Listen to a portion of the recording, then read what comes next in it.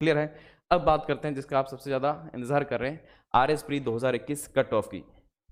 ध्यान देना, ये एस्टिमेटेड कट ऑफ है, मेरा अनुमान है। मेरे अनुभव के आधार पर बहुत सारे साथियों से जो हमारे सेलेक्टेड साथी थे, मैंने उनसे भी बात की, उनके अनुमान के आधार पर मैं यहाँ पर सारी चीज़ें बता रहा हूँ। बताने का मकसद क्या है? बताने का मकसद ये है कि आप अपनी आगे की तैयारी किस दिशा में ले जाए, वहाँ पर आप अपना एक डिसीज़न ले पाएँ, ठीक है? बाकी बिल्कुल ऐसा हो सकता है कि थोड़ा-सा जब आरपीएससी रिजल्ट जारी करे, थोड़ा-सा कुछ आगे-पीछे हो सकता है। लेकिन ये एक अनुमान है, ना तो इससे बहुत ज़्यादा रहने वाली, ना ही इससे बहुत कम रहने वाली। क्या है आपके सामने, आप स्क्रीनशॉट भी ले सकते हैं। मैंने यहाँ पर लिखा है जनरल, ओबीसी, एमबीसी।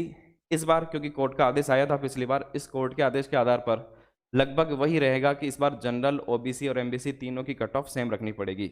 पिछली बार जनरल की कट ऑफ 76 रखी गई थी, एमबीसी की कट ऑफ जनरल से ज़्यादा थी और ओबीसी की कट ऑफ तो 99.3 चला गया, बहुत ज़्यादा चली गई। बाद में कोर्ट के आदेश से इसको कम करना पड़ा था। और अब इस बार वो बराबर ही रखेंगे। जैसे ही बराबर रखेंगे, यहाँ पर फर्क क्या आएगा? पिछली बार आप देखेंगे जनरल की कट ऑफ 76 थी, इस बार ज़्यादा क्यों लिख रहा हूँ मैं यहाँ पर? जैसे ही क्योंकि लगभग वही 15 गुना लेंगे तो 15,000 मान लेते हैं कि 15,000। पिछली बार क्योंकि 22,000 कैंडिडेट को लिया गया, 7,000 कैंडिडेट को एक्स्ट्रा लिया गया। जैसे ही ओबीसी कट ऑफ कम करके जनरल के बराबर लेके गए तो 7,000 कैंडिडेट नई एंट्री कर गए। इस बार क्या होगा? इस बार ये होगा कि 15 गुना अगर लेंगे तो ओबीसी की संख्या को बराबर रखने के लिए यहाँ पर ओबीसी के हिसाब से जनरल की संख्या थोड़ी कम हो सकती है, जनरल कैंडिडेट की संख्या। उससे जनरल की कट ऑफ थोड़ी सी आगे जा सकती है, ऐसा मेरा अनुमान है। वो कितनी रह सकती है? तो वो वही इनके 76 और जो 100 रही थी पिछली बार, इन दोनों के बीच में कहीं जाकर अटक सकती है, ऐसा मेरा अनुमान है। तो मैंने इसको माना है कि ये 85 से लेकर 95 तक का यहाँ कट ऑफ रह सकता है। इसके बाद भी मैं आपको कहूँगा, इसके बाद भी आप ऐसा नहीं माने कि 85 नंबर आ रहे हैं, मेरे 85 से 4 नंबर 5 नंबर कम आ रहे हैं तो मेरा नहीं होगा। मैं यहाँ पर ये बड़ा मुश्किल है, ऐसा निकालना है ना, ये अपने आप में बहुत मुश्किल है। फिर भी मैं आपको कहूँगा कि आपको प्लस माइनस 5, प्लस भी कह रहा हूँ मैं, माइनस भी कह रहा हूँ, इतना ये आपको वेरिएशन रख के चलना पड़ेगा। यहाँ सबसे कठिनाई आती है इसका अनुमान लगाने में, ठीक है? सबसे ज़्यादा संख्या यहीं मिलेगी, यहाँ सबसे मुश्किल रहता है। यानी कोई अगर आप 80 मार्क्स भी लेकर आ रहे हैं जनरल कैंडिडेट में, पिछली बार 76 थी, इस बार अगर 80 भी आ रहे हैं तो भी संभावना मानकर चलिए, OBC candidate, MBC candidate 76 marks भी अगर आपके आ रहे हैं तो भी मानकर चलिए कि आप मेंस क्लियर कर लेंगे। अगर आप भी आगे आपको और अच्छी तैयारी करनी तो आपको मेंस की तैयारी में जुट जाना चाहिए। मैं इसका रिजल्ट कब तक आ जाएगा? तो लगभग लगभग 1 महीना, पिछला जो भी ट्रेंड रहा है, 1 महीने में आरपीएससी रिजल्ट जारी कर देती है। मतलब हाईएस्ट रिकॉर्ड, जैसे मुझे याद नहीं 2016 में शायद रहा, 17 दिन में रिजल्ट जारी कर दिया गया। 17 दिन में भी रिजल्ट जारी हुआ है, पर 1 महीना आप मानकर चलिए कि 1 महीना लगा सकती है आरपीएससी। तो इस बीच आपको 1 महीना वेस्ट नहीं करना है। सबसे इम्पोर्टेंट है कि अब प्री के बाद आप कैसे तैयारी पर जुटते हैं, वो सबसे इम्पोर्टेंट। ये तो सिर्फ क्वालिफाई करने वाला, असली जो आपका रिजल्ट बनेगा वो मेंस के आधार पर बनेगा। प्री तो एक बार हो गया। ऐसी भी संभावना मुझे लगती है कि हर बार लगभग लगभग मेंस एग्जाम कराने में 8-10 महीने आरपीएससी को लग जाते हैं। इस बार शायद जल्दी हो सकता है, शायद, ठीक है? आरपीएससी के ट्रेंड को देखते हुए थोड़ा कहना मुश्किल होता है कि जल्दी हो सकता है, लेकिन ऐसा थोड़ा-सा आभास हो रहा है कि इस बार एग्ज़ाम जल्दी हो सकता है। जल्दी में भी कितना? मिनिमम 3 महीने भाई, ये 3 महीने से पहले नहीं होगा, लेकिन 4 से 5 महीने का भी आप लेकर चल सकते हैं कि 4 से 5 महीने का टाइम आपको यहाँ पर मिलने वाला है, ठीक है? तो आपको अब ज़्यादा टाइम वेस्ट नहीं करना चाहिए। जिन्होंने पहले ही मेंस की काफ़ी तैयारी कर रखी है, उनके लिए तो बस एक ही काम बचा कि जितने ज़्यादा आप टेस्ट प्रैक्टिस कर सकते हैं, उतने ज़्यादा टेस्ट प्रैक्टिस करें। मेंस में आंसर राइटिंग आपको क्योंकि डिस्क्रिप्टिव होगा, सारा लिखना होगा, तो जितनी ज़्यादा आप प्रैक्टिस करेंगे, तब उतना ज़्यादा काम आएगा। मैं एक बात कहता हूँ आपको, इस समय एक इस तरह से ले लीजिए इसको, जो मेरा अनुभव है, ठीक है? उसके आधार पर मैं आपको ये बात कह रहा हूँ। इस समय 3-4 महीने की अगर आप कोचिंग करते हैं, वो आपके काम नहीं आने वाली है, ठीक है?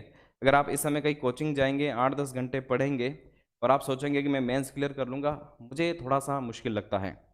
तो अगर आप मेंस क्लियर करने का सोच रहे हैं इसी बार और कोचिंग करने का भी सोच रहे हैं, तो थोड़ा-सा मुश्किल हो सकता है। कोचिंग का मतलब पढ़ने वाली बात कर रहा हूँ। टेस्ट लास्ट टाइम जो होता है, कोचिंग जो की जाती है ना, वो ये समझ लो कि अगली बार की तैयारी करें, इस बार की तैयारी आप नहीं कर रहे। इस बार अगर आप जो करना है वो जितनी ज़्यादा आप टेस्ट प्रैक्टिस करेंगे वही काम आएगा। या टेस्ट प्रैक्टिस, कोचिंग में जा रहे हैं तो कोचिंग सिर्फ इस मकसद से जाए कि आपके हर डाउट का सॉल्यूशन मिलेगा, तो कोचिंग काम की होगी। नहीं तो अब 3-4 महीने वाली कोचिंग मेंस में काम नहीं आती। मेंस में लास्ट में जितने ज़्यादा आप प्रैक्टिस पेपर लिखेंगे, उतनी ज़्यादा आपके काम आएगी। जैसे इस बार के टॉपर मुक्ता राव मैडम, मैं उनका इंटरव्यू सुन रहा था, उन्होंने बताया कि उन्होंने 100 के लगभग टेस्ट लिखे हैं। इतने टेस्ट लिखने पड़ते हैं। मैंने लगभग पिछली बार 45 टेस्ट लिखे। मैं बहुत खुश हो रहा था कि मैंने इस बार बहुत टेस्ट लिखे हैं, है ना? लेकिन जब मैंने इनका इंटरव्यू सुना तो लगा कि 100 टेस्ट इन्होंने लिखे हैं। हमारे एक साथी है महेश गगारे जी, 18वीं रैंक, वो बता रहे थे उन्होंने 200 टेस्ट लिखे हैं, है ना? तो दो, और इस बार टाइम भी मिला था, 10 महीने का टाइम बीच में मिल गया था। तो 10 महीने में ऐसा पॉसिबल भी है कि 10 महीने क्या करेगा, जिसकी तैयारी ऑलरेडी होती है वो सिर्फ टेस्ट ही लिखता है, तो 200 टेस्ट भी पॉसिबल होते हैं, है ना? तो इतने टेस्ट अगर आप लिखते हैं तो मानकर चले कि आपकी इतनी तैयारी हो जाएगी कि वहां पर सिर्फ आपको अपनी जो कॉपी के पेज भर कर आने हैं। इतनी तैयारी के साथ जब आप जाते हैं तब आप मेंस में बहुत अच्छी रैंक, एक एसडीएम आरएएस की पोस्ट आप यहाँ पर हासिल कर पाएंगे। ठीक है, तो जनरल, अब बात करते हैं देखो फीमेल की मैंने यहाँ पर लिखा 75 से 80।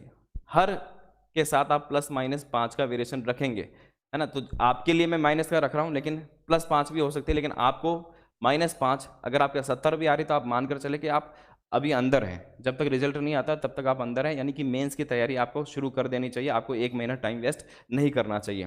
ठीक है, ईडब्ल्यूएस में मुझे लगता है कि जनरल से, ये मैंने मेल का लिखा है ना, फीमेल का आप अंदाजा लगा दीजिए। ज़्यादा से ज़्यादा 5-7 नंबर का ही अब डिफरेंस रहेगा, इससे ज़्यादा डिफरेंस की संभावना मुझे नहीं लगती है। तो इतना ही अंतर रहेगा, मेल फीमेल का भी आप 5 नंबर का अंतर आप मान सकते हैं। एससी मेल कैंडिडेट की बात करूँ तो 75 से 80, और फीमेल कैंडिडेट की बात करें तो 65 से 70, प्लस माइनस 5 नंबर का आप वेरिएशन यहाँ से लेकर चल सकते हैं। एसटी कैंडिडेट की हर बार यहाँ पर आप देखेंगे कट ऑफ हाई जा रही है। ठीक है, लगभग पिछली बार जनरल कैंडिडेट से सिर्फ 3 नंबर का अंतर रहा था एसटी मेल कैंडिडेट में। ठीक है, तो लगभग इस बार भी यही संभावना है कि इस बार भी कट ऑफ यहाँ से एसटी कैंडिडेट्स की हाई जाएगी। क्लियर है? अब बाकी बात कर लेते हैं डाइवोर्स। जो फीमेल कैंडिडेट हैं उनकी 55 से 60, लगभग मैंने जो आपको पहले बताई थी उतना ही आपको टारगेट बताया था, उतना ही आपकी कट ऑफ जाने की संभावना। वीडियो कैटेगरी मैंने ये वेरिएशन रखा था, पिछली बार तो 18 नंबर पर हो गया था जनरल जो वीडियो कैटेगरी थी, फिर भी आप इतना वेरिएशन रख सकते हैं। 20 नंबर पे भी आपका हो सकता है, 30-40 नंबर तक भी जा सकती है। और एक्समैन की बात करें, जो एक्स सर्विस मैन है, वो 45 से 50 के आसपास, पिछली बार शायद 38 के आसपास रही थी। इस बार भी इतनी ही संभावना, 40, 42, 45 इतनी आपकी कट ऑफ रह सकती है। टीएसपी कैटेगरी की बात करें तो जो आप देखेंगे कि लगभग यही ट्रेंड रहता है, जनरल, ओबीसी और एससी की लगभग सबकी बराबर रहती है, और बहुत ज़्यादा अंतर नहीं रहता है। जो नॉन टीएसपी में जनरल की कट ऑफ जाती है, लगभग उतनी ही कट ऑफ रहने वाली है। फीमेल की लगभग उतनी कट ऑफ। एसटी कैटेगरी में जरूर थोड़ी यहाँ पर कट ऑफ डाउन जाती है। वो कितनी है? वो 65 से 70, 55 से 60। ये एक अनुमानित कट ऑफ हो गया है।